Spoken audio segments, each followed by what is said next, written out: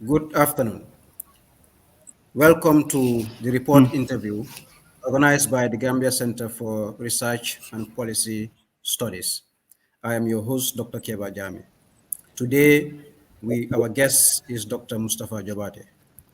Dr. Jobarteh and I have been colleagues for a very long time, since at the University of the Gambia.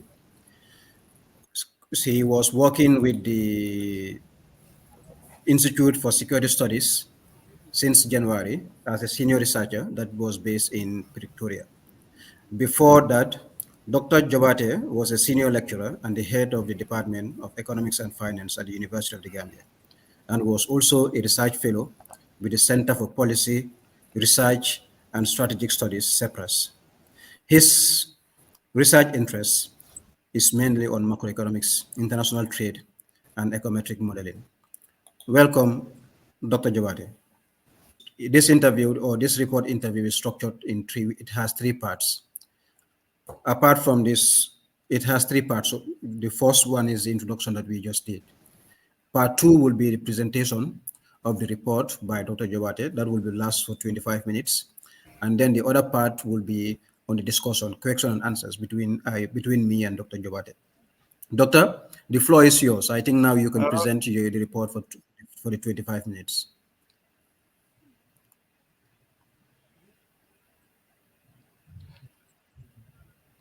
Thank you so much, Dr. Jammeh. Like you said, we've been colleagues for quite a long time now.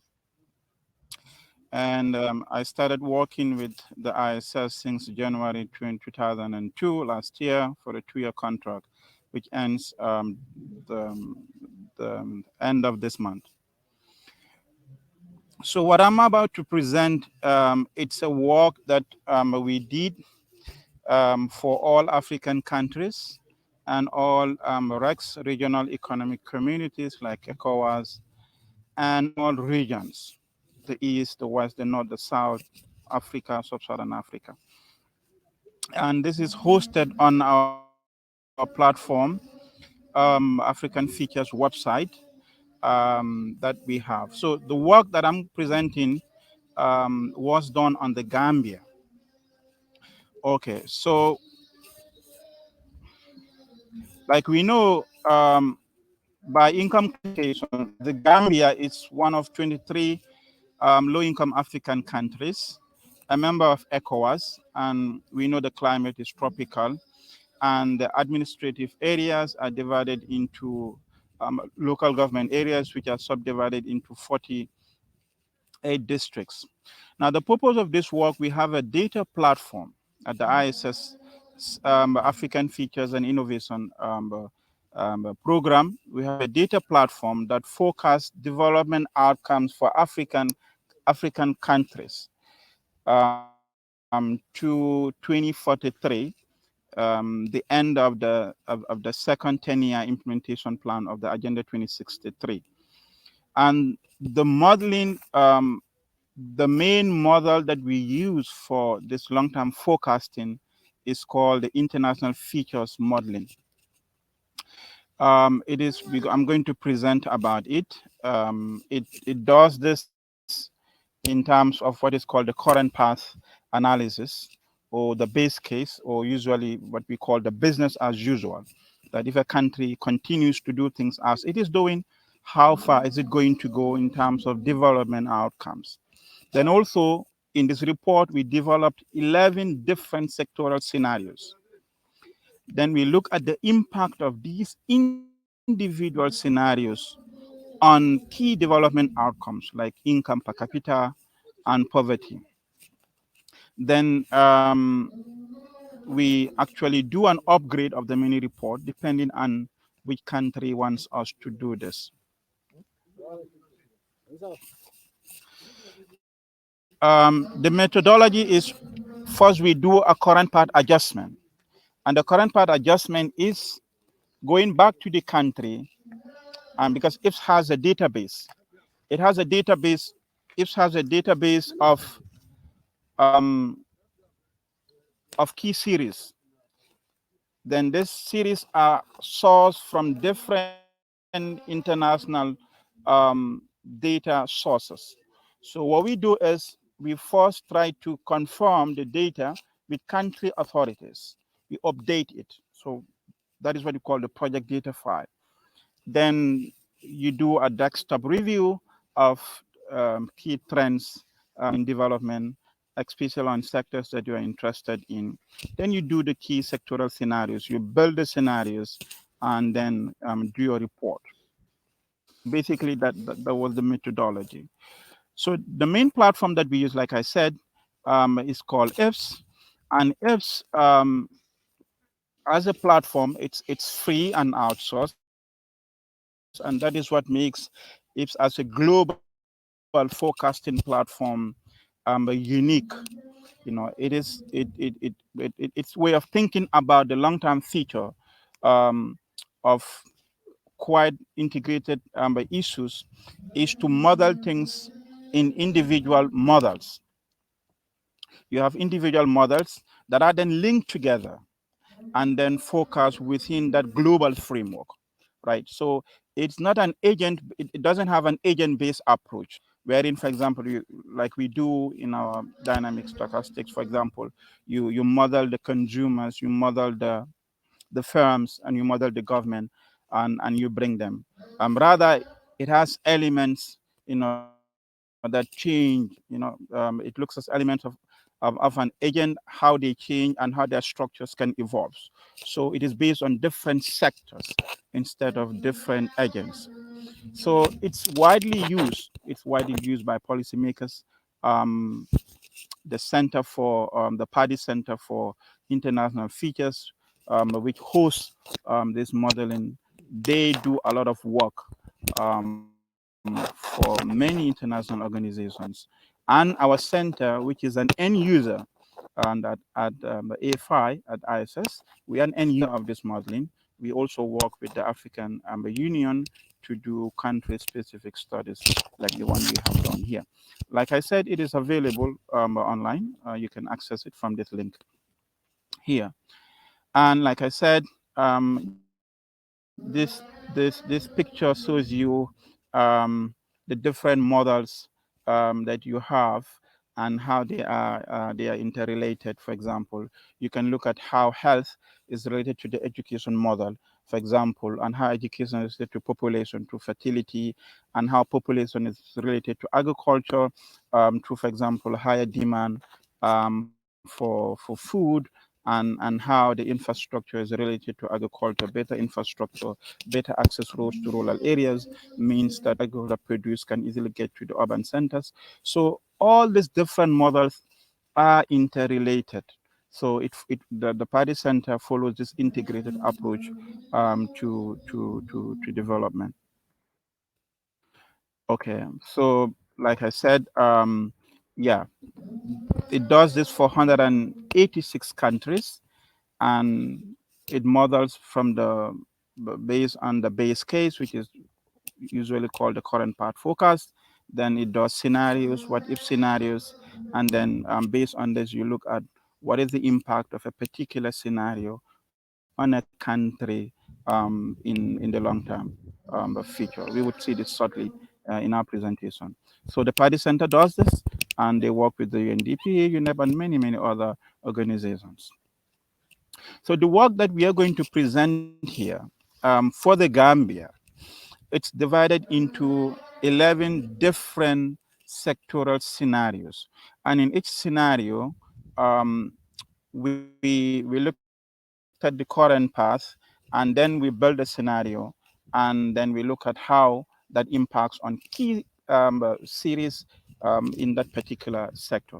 For example, when we look at stability, looking at the history of the Gambia, it's been a stable democracy from the Jawara end, from the Jawara time to Yahya Jammeh's 22-year rule, and to the transition to this current dispensation when Barrow took over sometime in 2017. So IFS has what is called Governance Security Index. It is from 0 to 1. It rates countries based on the level of governance security. And the Gambia in 2019, which is the base year that we're doing a forecasting for, the Gambia has a governance security of 0.72, which is actually higher than the average for low income because of the relative stability that the country has enjoyed over time. Okay, so what we did in the stability scenario is, for example, to do some ambitious reduction in terms of the risk of regime instability, because the regime instability is a key series that is within EPS. We have certain series that are key because the forecasting depends on them. So you want to touch on them to be able to do your scenario building. So in this stability scenario, we touch on regime instability, the risks of regime instability, which you reduce down and lower the levels of internal conflicts. So when you do that, then the Gambia score on the security index and governance security index is projected to rise from 0.72 to a 0.76 in by 2043. We've chosen 2043 because the Agenda 2063, that is going to be the end of the third year implementation of the Agenda 2063 for African countries. Now, this is obviously a 0.08 points above the current part forecast of 0.78 by 2043. Okay, and this is higher than the average for low income countries. So you can see from here that the blue line is usually the blue line is usually the current path. I'm not sure if you're seeing, but the ARPSmedia.com is actually on this. Let me reduce the screen down. Yeah. So you can see that the blue line, it's the current path. So if the Gambia continues to, on security, to do things as it is used to, by 2043, the Gambia's level of governance security would be around 0.78. But in the stability scenario, where we reduce the risks of internal stability and reduce the risks of internal conflict, the Gambia would have a much higher level of governance security by 2043, as we can see. Then we built a scenario around demographics. We know the idea of a demographic dividend. Africa, including the Gambia, is one of those countries that has a very high proportion of youth in its working age population. So this youth bulk, if it is used, if it is a leverage, can lead to economic growth, and better development outcomes. However, if it is not managed well, it can be a source of unrest and social instability.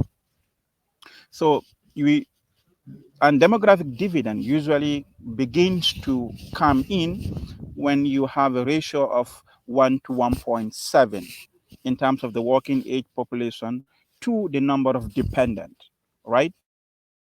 So by the time that a country is able to get to that, that is for every one dependent, you have a 1.7 working age, then the country begins to reap the benefits of its demography.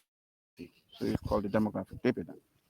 However, on the current path, the Gambia is not expected to hit that level by 2043, right?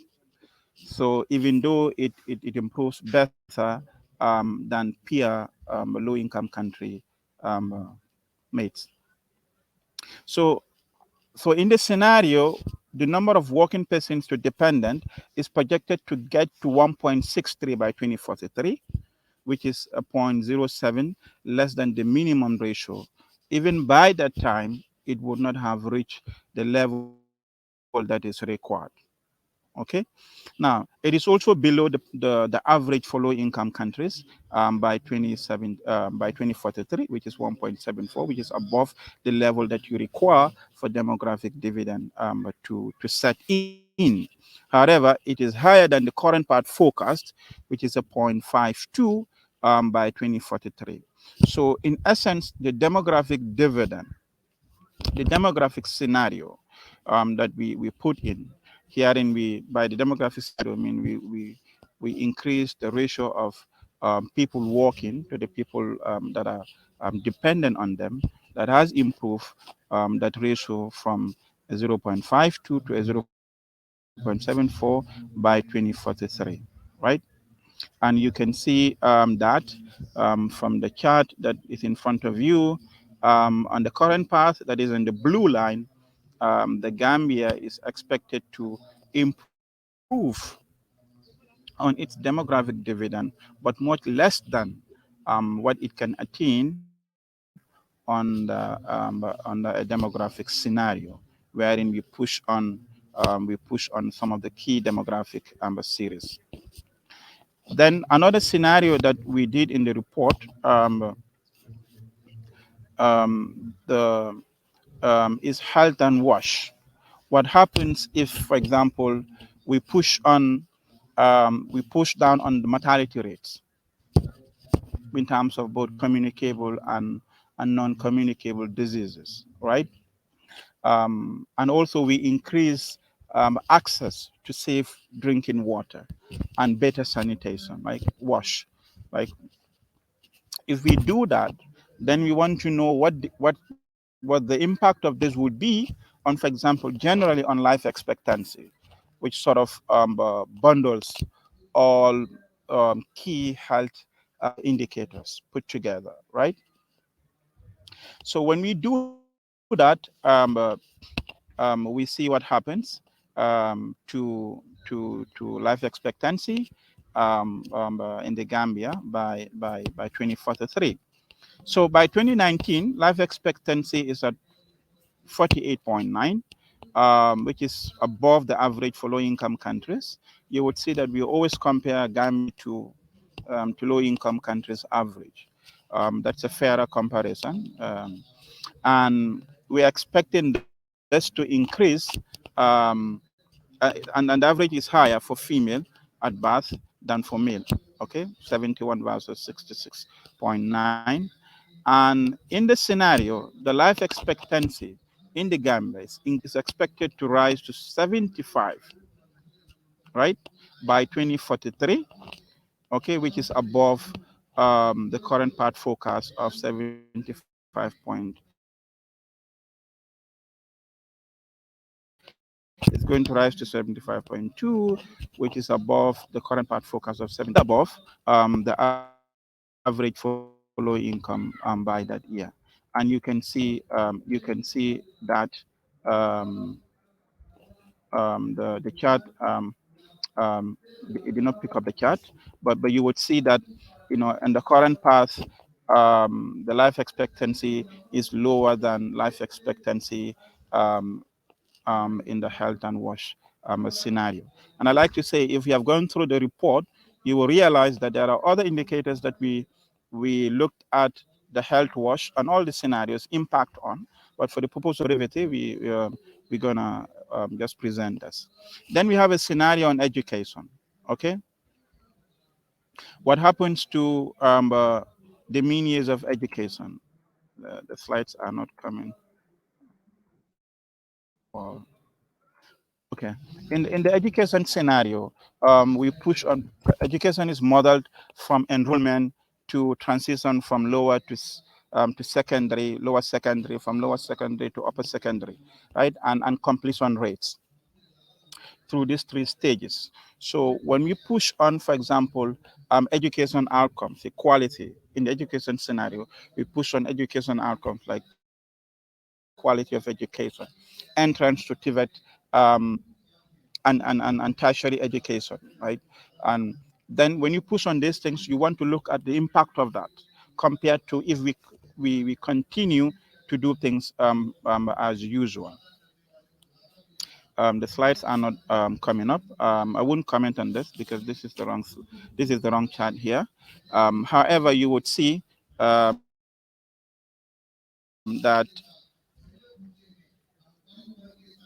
you would see that in the education scenario, the mean years of education for Gambia would be higher than the mean years of education under the current path as you would have it. All right, as you would have it. Okay, then we have the agriculture scenario, which happens to have the greatest impact on income. And in the agriculture scenario, we looked at the yields per capita, right? We push on yields per capita and more arable land and reduce agriculture post-harvest loss. And once we do that, we also increase on, for example, the caloric consumption, which reflects how you prioritize food self-sufficiency above just food exports as usually a desirable policy. Okay. Now, the average yields per hectare was 1.2 metric tons per hectare in 2019, which is below the average for low-income African countries. This is going to rise to 1.6 by 1.6 metric tons by 2043. Then in the scenario, we expect that the average yield would rise, okay, from 1.6 on the current path to 3.3 metric tons per hectare. Okay, this means that if we adopt modern methods of farming and use fertilizer and improve seeds, this is going to reduce to an extra 1.8 metric tons, which is quite significant. Okay, but this is still below what obtains in other low-income African countries at 5.5 metric tons. And you can see here in terms of yields per hectare, there's a significant boost by 2043 in the scenario compared to the current path, as you can see before you. Then another scenario that we push on. The slides are coming. We talked about education, even though slides were not coming there. But you could see that, like I said, the mean years of education um, is going to be higher in the scenario compared to in the current path in the education scenario, right? So what that means is that um, by 2043, it is expected that the mean years of education will rise to 7.1 years, which is going to be nearly zero point 0.4 years more than the current part estimate, and a zero point 0.5 years above what obtains in other low-income countries, right? And you've seen that there's a gender gap when it comes to years of education, which favors male over female. There's that based on culture. Naturally, our elders send the male child to school, which has declined over time, which is the pattern is changing, but it still reflects in the data, right? So you can see the mean years of education under the current part as well as under the scenario. There is still a gap, which is less than 1 year though, okay, but it's significant. Then we modeled what happens to manufacturing, okay, when there is a reasonable increase in investment, manufacturing investment in the economy, and also reduce the cost of um, shift when it comes to manufacturing, because usually there's a disruption, right? So you want to increase welfare transfer, social grants to affected or vulnerable members of the community. So you improve on welfare transfers as part of the scenario. That's why we call it the manufacturing transfer scenario.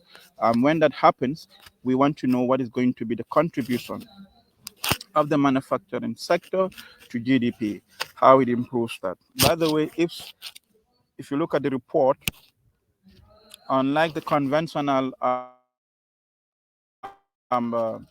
way in which we divide the economy into three basic sectors, the services sector, agriculture sector, and the industries. In IPS, the economy is divided into six.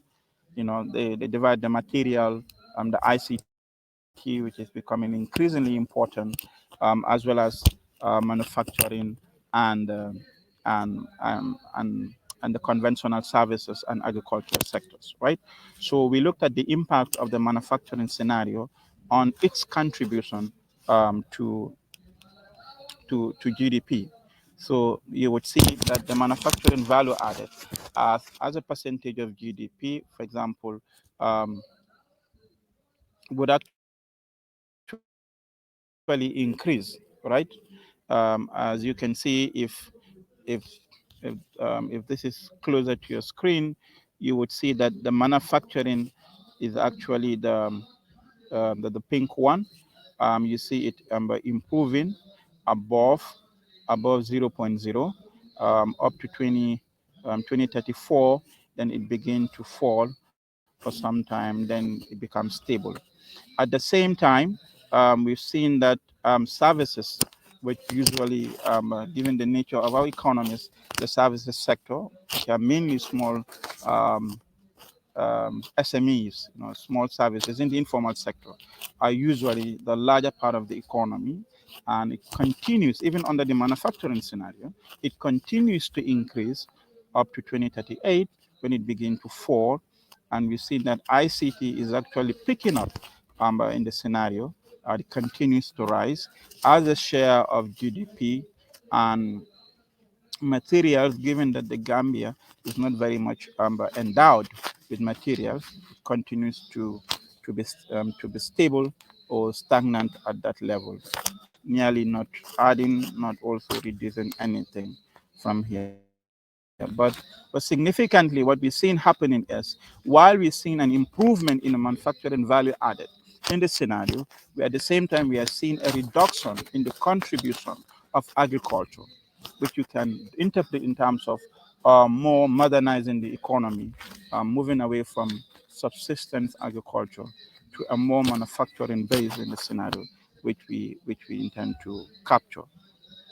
But put together, it has improved the manufacturing scenario, has actually improved manufacturing value added as a percentage of GDP up to 2030, nearly 2035, when it begins to fall as we have services improve at the same time.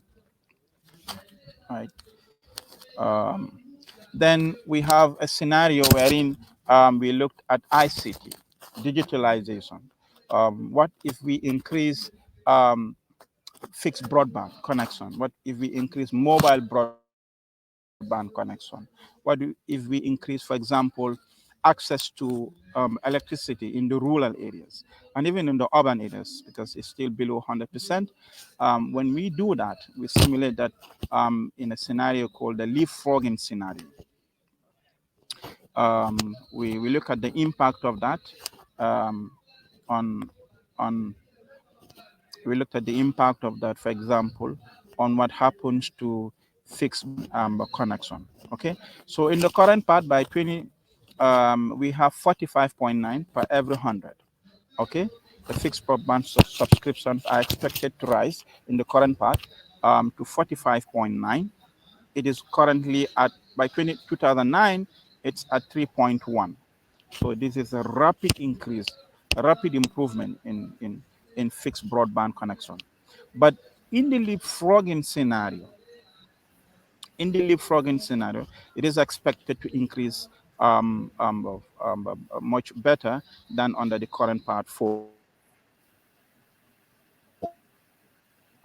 Difference of 4 individuals per every 100, 4 subscription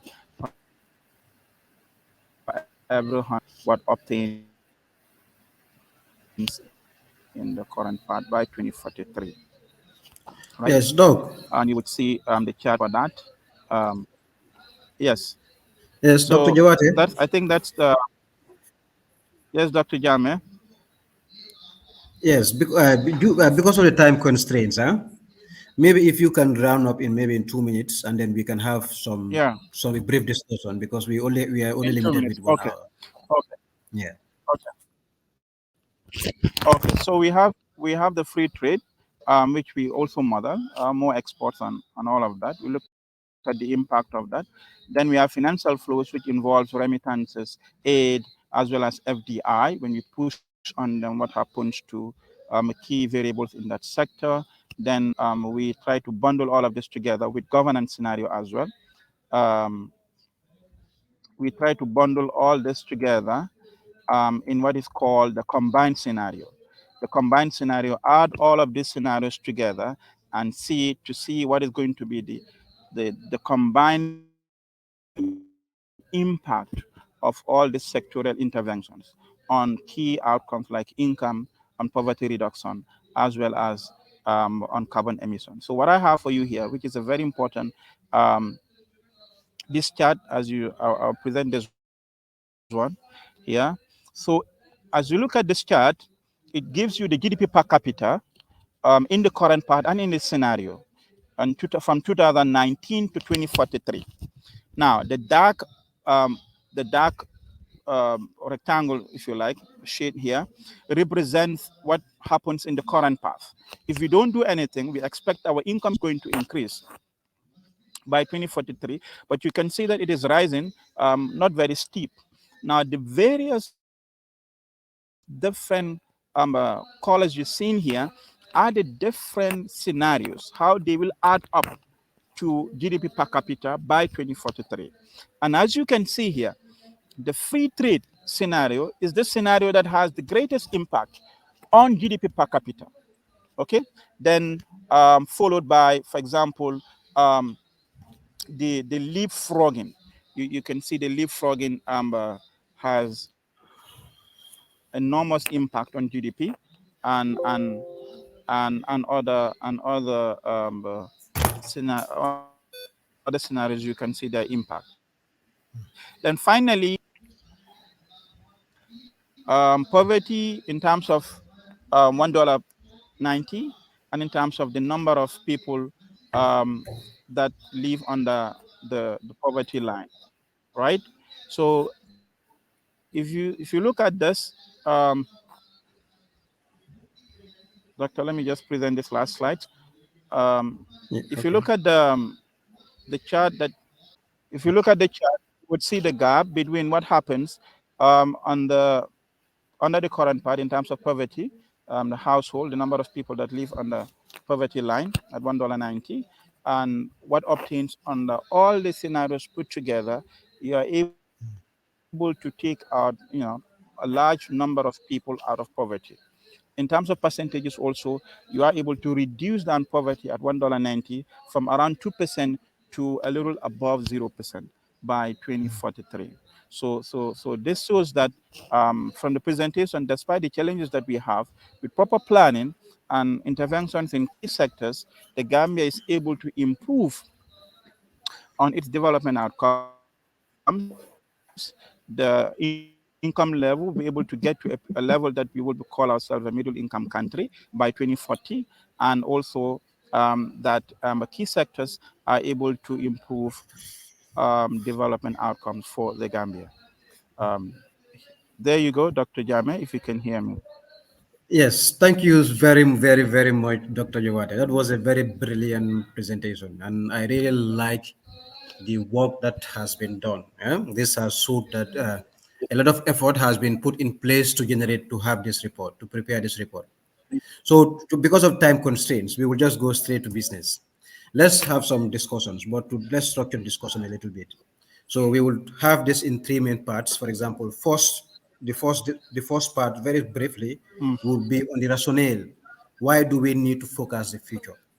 And then after that, we mhm, will discuss the forecasting mhm, approach that has been used to generate these results. And then finally, then we discuss about the implications, both in terms of policy planning and policy and mhm. execution. Yeah. So let's go. First question will be, why do we need to focus the future?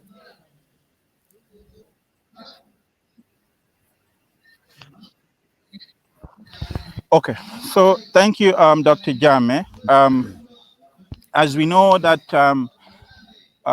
generally countries have now there's this approach to development, which is long-term planning. You need to know, you need to expect something in the future to be able to work towards it. So the Millennium Development Goals, starting from 2000, are nothing but long-term goals, right? When they ended in 2015, we have what is called the SDGs, okay? And the SDGs are nothing also but long-term goals. So to attain your goal, you need to know you, there are different ways in which you can do this. There are different approach to attaining a particular goal. So you would want to know in development what sectors would get me to my goal fastest. And this is why forecasting is important. If we have the way, like if does, of of forecasting the impact of our intervention in a particular sector on the goals that we have put for ourselves, then we would know which particular sector we need to put in more effort to be able to get to where we want to, right? And this is why planning it's an integral part of every country's long-term development aspirations, right? So they would usually come in terms of an like at the Africa wide, we have this Agenda 2063, which is very far in the future, but you want to know how to get there. So you different approaches to that. So planning, it's focusing is important for the purpose of planning, so that you know whether you're getting it right or you are not getting it right. Okay. So if Otherwise, I what would happen is you will have to learn from your own mistakes when it's already too late. so if I Doctor. get what you are trying, if I get what you are trying to say is, for example, if this is the Gambia that we want to have in 2040, the essence of forecasting is what do we need to do today to achieve the Gambia that we want. For example, in the educational sector, one can say, let's say, we have many sectors that we can discuss about, but focusing on one, educational sector. So, for example, we know that there was a time when we used to do common entrance, yeah, but when common entrance was being removed, there was the planning, the needed planning and rigorous job or impact evaluation that needed to be done was not done.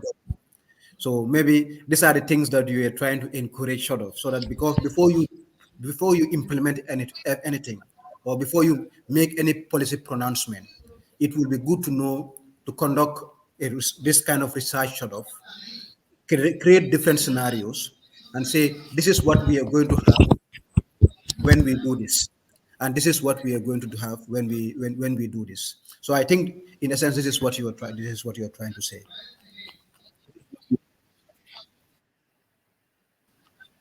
Exactly.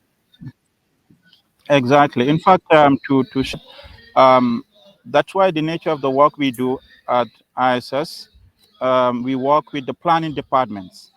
Like when I did the work on Uganda, we work with the planning department of the Ministry of Finance and Economic Development of Uganda, and they try to the outcome of our study. They try to input that in their national development planning. Okay, the subsequent national development planning that is coming, Mm, and in the midterm reviews when they do midterm reviews for their national development planning, so that you know, because all the NDPs they are usually over here. Okay, they should be connected. What mm, the last national development planning, how far did it take us to our income country? Then we know from the forecasting that we do, we know to get there. For example, agriculture and free trade is the fastest route. mhm, So in our next national development planning, then we would do a lot of interventions in agriculture sector. We'll do a lot of intervention, push on more free trade, and so that we are able to reap the benefit of that, and it can leapfrog us to where we want to be. So that yeah, way it's guided yes, by numbers. It's guided by numbers. Yes. so if we are going to connect it with what happens currently in the country, we know that we have a new, the name is Green Recovery Focused National Development Plan, that runs from 2023 to 2027, and there's plan that there is a vision that we are going to produce, Vision 2040 sort of. So, and this got me just excited. How can we interlink? How can we link the work that you guys have done with the vision? Because maybe now the National Development Plan has already been drafted, it has already been validated, it has already been approved by cabinet. So there is like and this kind of results do not inform the National Development Plan. So I will love to see how the results will be synchronized with the National Development Plan. It seems like we have lost Dr. Jabate. I learned he is currently in Cote d'Ivoire, and then he is on a mission sort of. I don't know if we are going to lose him for the. I will try and contact him. I will try and contact him directly. Yeah. So, but you will agree with me that this is a very interesting topic. Yeah, because whatever we do when it comes to policy at the strategic level, at the policy level, at the operational, it needs to be informed by evidence. Yeah. So, and this evidence can only be generated by research of this nature. We are trying to connect with Dr. Jobate still. Yeah, he said he just sent a message that he is coming on. I think there is something that happened, that is why he dropped. But hopefully he will be back very soon. I have so many things to say. Yeah, but since I'm not the presenter, I'm just the host, just to ask questions and then we briefly discuss. And then Dr. Jawade is the man of the show, and we will be waiting for him in a minute. But just to add some comments, I will say that data and evidence are very important things when it comes to planning, because I always believe that nothing development is not a random process. Yeah, development to achieve development, you must know what to do, when to do it, and how to do it. This is what will give you the results that we need as a country or as a continent. Yeah, so you don't do things randomly. Yeah, or you development, you cannot achieve development through trial and error. Yeah, some countries have done it, and then it took them so many years before they are where they are. But at the rate at our current situation, I don't think we should wait for that long. We need to learn what had happened in other countries, and have scenarios, generate this kind of scenarios, so that we can know what we need to do to get us where we want to. So some will say, yeah, it is just a modeling, it is just a model. It is very abstract. It is not a perfect representation of the world. But I would say that the the most realistic model that we have on earth is the real world itself. But the world is very complicated, that model is not something that you can examine without simplifying it. To simplify the model, yeah, that is the model itself. This is why we create models that replicates the reality. So that is what will have been our discussion from the rationale. Then we go to the model specifics, because we know in statistics that we have this saying, jigo, garbage in, garbage out. What the results you have, to a large extent, depends on the model that you use and the data that you have used. So if the model is not reliable, if the data is not reliable, then the results will be questionable. So I will have loved to speak with Dr. Jawate on the methodology that has been used to generate these projections or to generate this forecast. After that discussion, it will be very interesting for Doctor to tell us what he thinks are the implications, because these results are fine, yeah, but they need to inform decision, they need to inform policy, and they need to inform the execution or the implementation of policy. Yeah, so that is the link that is this is the missing link that we need to push for, because policy without research will be very ineffective. Research without informing policy will be very its usefulness is very limited. But if you merge these two, if you merge research, merge data, empirical evidences, to inform policy, this is when you will have the best results that you need as a country. I can see doctor is coming. Hello, doc. We stopped. So we were just briefly discussing on the Yeah, yeah. rationale why we need projections, or we need to focus the future so that we can be better, we can be better informed on what we need to do today, because the Gambia you want in 2040 depends on what you are doing today. Yeah, you will not have, you will not, Today, yeah, exactly. yes, yes. So that is so let's move on just for the interest of time. So apart from that, doctor, let's discuss a little bit on the methodology. Let's Yeah, discuss a little bit on the yeah, methodology that was used. Yeah. yeah. So I give you a brief history of IFS. IFS actually Mm-hmm.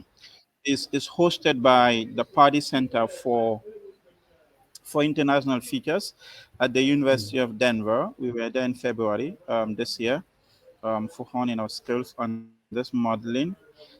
So Barry Hooks is actually Professor Barry Hooks is the architect of this from the 1970s. So at the time, there were other global models, but the problem is they were not interrelated. Okay, so what he tries to do is to do a comprehensive modeling, for example, on education and health, to be able to focus human development, then try to link this models in an integrated. So over time, more sectors were added, more models. What I mean sectors meaning more models, like model on demographics, on model on governance, model on, for example, manufacturing, right? Actually, it's economy, model on the economy, and the different models were put together on agriculture, and they were linked. They were linked in a way, as you could see from one of the slides Yeah. that I've shared. So that way you have a global integrated modeling platform that also hosts data on a lot of series for not only one, two countries, but for 186 countries. It is also open source, meaning anyone from today can just go to their website and download this platform, install it in your computer. Once it is installed, the version that is installed, you have data updated up to that. All you now need to do is, if you want to work on a particular country, you need to what we call the project data file. You need to update data because it has, depending on the version, it has historical data up to a particular point. So the version that we use, which is 8.6, for this report, the report for the website has historical data up to 2019. That is why you would see in the analysis the base reference year start from 2019. Then you focus from 2019, then it's a focus up to the horizon that you want to go. And you can do this, doctor, you can do this up to 2100, even though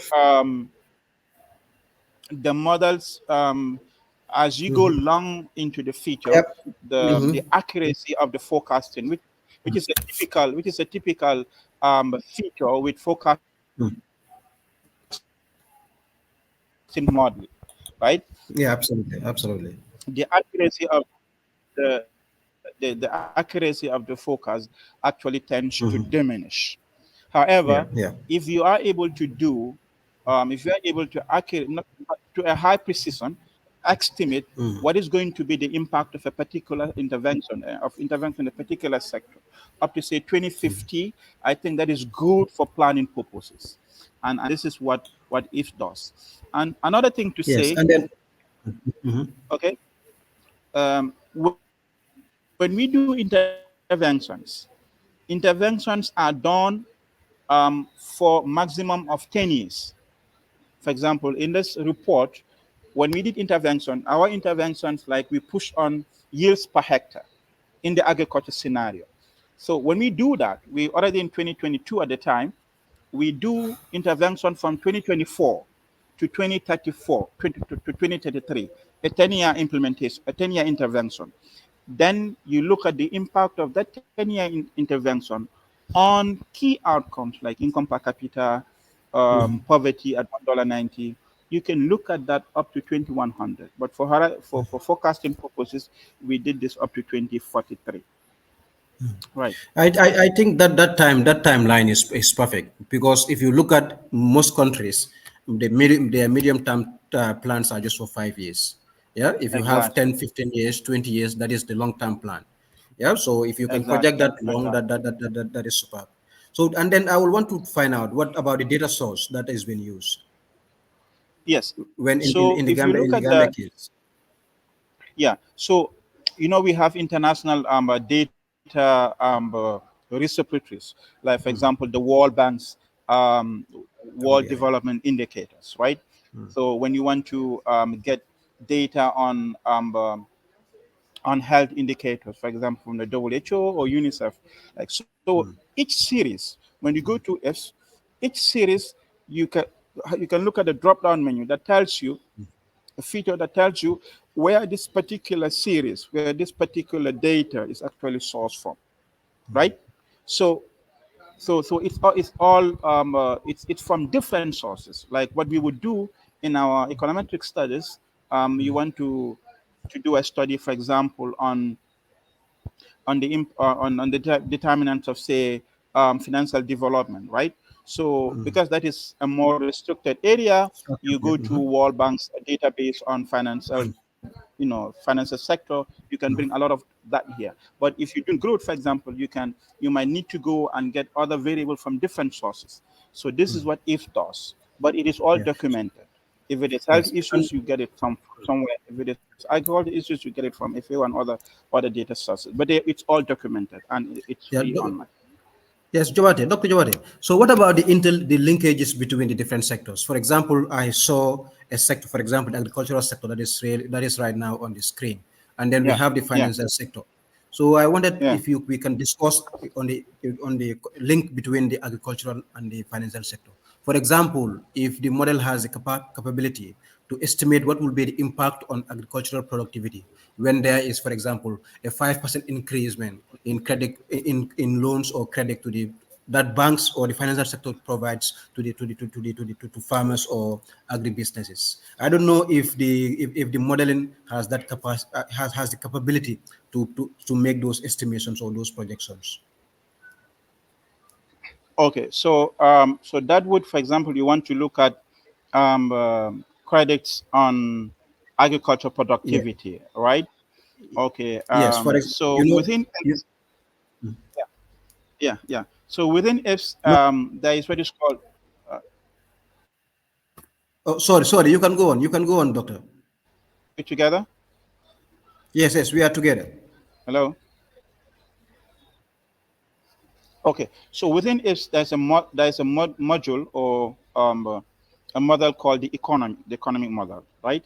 So within this economic model, there is a key because you have what is called key series, and in the project data file, in the upgrading of the series, you look at the key series, right?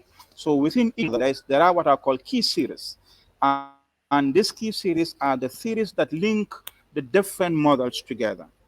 So there is a series called you have to be a little bit used to ifs to know which series to be able to push on, Okay. depending Okay. on what you want to do. Serious on it. So Okay. there is a series called investment as a percentage of GDP, right? Okay, this is one of the areas because my PhD one was on financial sector's impact on the real economy, from growth inequality to farms' ability to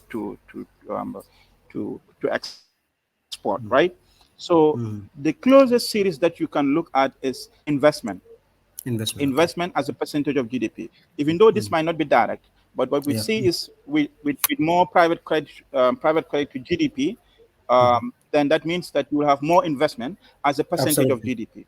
So you can push on this, right? Yes. And It's like and you are see using what would be the investment as a impact of this, proxy. for example, on yields per capita. Yeah. Yeah. Yeah. Yeah. Exactly, Yeah. exactly. Yeah. Yeah. You, Yeah. you That can do is very that, true. right? Yeah. Yeah. Yes. Then Yeah. you see Doc, what is. we, Yes, we only have 4 minutes now. Huh? You can see the time constraint that we have. We can Okay. discuss on this topic for the whole day, but now we only have 4 minutes, and in these 4 minutes, this is where we need to Yeah. discuss. This is where we need to discuss the policy implications when it comes to planning The and policy policy. design and implementations. Yeah, Uh, I will just leave you if you can discuss on that for a minute or two. so what all of this means is, because if you go through the report, you look at the summary. There's a summary section. If you look at the summary section, you will realize that the scenario that has the greatest impact on income, on GDP per capita, is the free trade and agriculture. That means that for any viable planning, development planning for the Gambia, these are sectors that need to be really focused on, right? The agriculture sector need to focus on all because apparently the Department of Agriculture receives more projects than many other ministries, right? So the Absolutely, projects that absolutely. come to the Ministry of Agriculture, to that sector, should be gauged in terms of how they help in improving yields per hectare. That is it. Because in our interventions, we push on yields. So whatever we do in those projects, at the end of the day, whether you're trying to get fertilizers to farmers, whether you're trying to improve their farming skills, the mechanization, whatever you're trying to do, right, along the ladder, at the end of the day, it should improve on yields per hectare. Then the magnitude that we put in intervention, you try to reach that by 2033 so that you are able to get the outcome that you desire, right? So and I like to say that when we do modeling, we do what is called a benchmarking. Whatever we put here in terms of targets or intervention for Gambia is not beyond reach because it has been benchmarked with peer countries, with other low-income African countries that were able to do that. When we push on yields, for example, to 1.7, it doesn't mean that the Gambia can do this because another country did this within the region that we're talking about. So it's possible. So all the Absolutely. intervention that we have in that sector should be geared towards improving yields per hectare. And that should be enshrined in the development, in the national development plan. That's what it means. And the trade also should do similar thing. I dog, this is this is something very interesting that we have to discuss. This will be a national discussion because agriculture, we always say that it is the backbone of the country, but how far have we gone? And if you look at the report, you will see that our productivity is like Exactly. half of productivity in low income African countries. Yeah, this shows how low Countries, the yeah, base very low, is. very low. Yeah, how low the base is. Yeah. Doc, this is just because of time. It is time constraints, and then we only have 20 seconds for the end of the show. I would just want to thank you so much. You really ignited my interest in this area because these are the things that we need as a country. Policy must be informed by Thank data. It must be informed by yeah, evidence. And then I really love that I- you guys did this. Congratulations once again. exactly. Thank you so much, Jammeh. We can take this discussion further and delve more into each of the sectors that we talked about and explain it further and look at the policy implications. It's Yes, my we